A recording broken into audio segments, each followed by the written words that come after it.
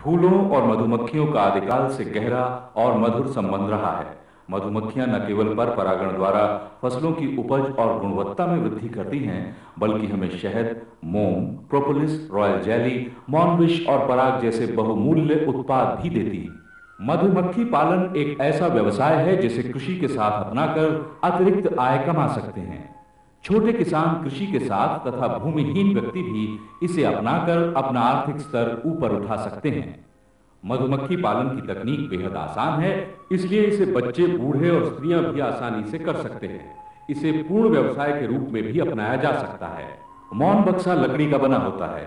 इसमें होता है एक तलपट्टा, दो बक्से, एक भीतर का ढक्कन और एक बाहरी ढक्कन। इस पर एल्यूमिनियम की शीट लगी होती है जो बारिश के पानी से बचाती है। मधुकक्ष और शिशु कक्ष के बीच में रानी रोकपट लगा दिया जाता है। इसकी जाली इस प्रकार की होती है जिससे रानी मधुमक्खी मधुकक्ष में नहीं जा पाती और मधुकक्ष में अंडे नहीं दे पाती और बगैर ब्रूड को नुकसान पहुंचाए शहद निकाला जा सकता है। इसमें 20 लकड़ी के तार लगे फ्रेम होते हैं जिसमें मोम से बनी शीट, जिसे छत्ता आधार कहते हैं, लगाते हैं। इस पर मधुमक्खियां अपना छत्ता बनाती हैं जिससे शहद और समय की बचत होती है। छत्ता आधार को मोमी छत्ता आधार मशीन से निकाला जाता है। आवश्यक औजारों में शामिल हैं मधु निष्कासन यंत्र, धुआंकार, नकाब, बक्सा औजार, क्वीन इंट्रोडक्शन केज, चींटी रोक प्याली, मौन पेटी का स्टैंड, ब्रश, छीलन छुरा, पराग इकट्ठा करने का यंत्र, दस्ताना इत्यादि। मधुमक्खी पालन शुरू करने के लिए ज्यादा धन की जरूरत नहीं होती।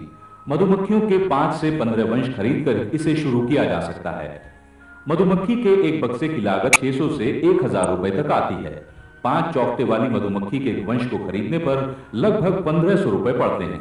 शुरू में मधुमक्खी पालन कुछ ही उपकरणों के साथ किया जा सकता है जिसकी लागत लगभग 4500 रुपए है। इन 15000 रुपए से शुरू कर सकते हैं। ये लागत मधुमक्खी पालक 1 साल में ही वसूल कर सकता है। 100 वंशों वाले मौनालय के रखरखाव के लिए 2 व्यक्तियों को रोजगार मिल जाता है। भारतवर्ष में मधुमक्खियों की 4 प्रजातियां पाई जाती हैं। पहाड़ी मधुमक्खी यानी एपिस डोर्सेटा, छोटी मधुमक्खी एपिस फ्लोरिया, भारतीय मधुमक्खी यानी एपिस सिराना और यूरोपियन मधुमक्खी यानी एपिस मेलिफेरा। इनमें से 2 जंगली हैं यानी पहाड़ी और छोटी मधुमक्खी, तथा भारतीय और यूरोपियन मधुमक्खियां पालतू हैं। पहाड़ी मधुमक्खी जंगली होती है और आकार में अन्य सभी प्रजातियों से बड़ी होती है। ये अपना छत्ता पेड़ों और ऊंची इमारतों पर बनाती हैं। छोटी मधुमक्खी भी जंगली मधुमक्खी है और आकार में सबसे छोटी होती है। भारतीय मधुमक्खी प्राकृतिक रूप से पेड़ों के खोखलों, तनों और पहाड़ों की दरारों आदि में छत्ते बनाती है। ये पालतू मधुमक्खी है और इसे पहाड़ी तथा मैदानी क्षेत्रों में पाला जाता है। इससे औसतन शहद लगभग 7 से 10 किलो प्रतिवर्ष प्रति वंश प्राप्त किया जा सकता है। यूरोपियन मधुमक्खी यानी एपिस मेलिफेरा एक पालतू मधुमक्खी है और इससे औसतन शहद पैदावार लगभग 15 से 20 किलो प्रति वर्ष प्राप्त हो जाती है। इसीलिए एपिस मेलिफेरा का भारतवर्ष में लाने का सबसे पहला प्रयास श्री घोष ने 1920 में किया। सन 1962 में डॉक्टर अठवाल के प्रयासों से नगरोटा हिमाचल प्रदेश तथा 1965 में लुधियाना पंजाब में इस मधुमक्खी को सफलतापूर्वक स्थापित किया जा सका। मधुमक्खी परिवार में 3 प्रकार के सदस्य होते हैं।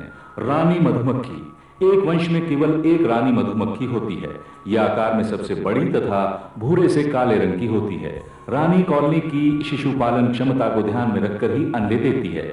जब वातावरण अनुकूल होता है और भोजन के पर्याप्त साधन उपलब्ध होते हैं तो एक दिन में मेलिफेरा के मौन की रानी 1500 से 2000 तक अंडे दे सकती है। रानी मधुमक्खी 2 से 3 साल तक जीवित रहती है।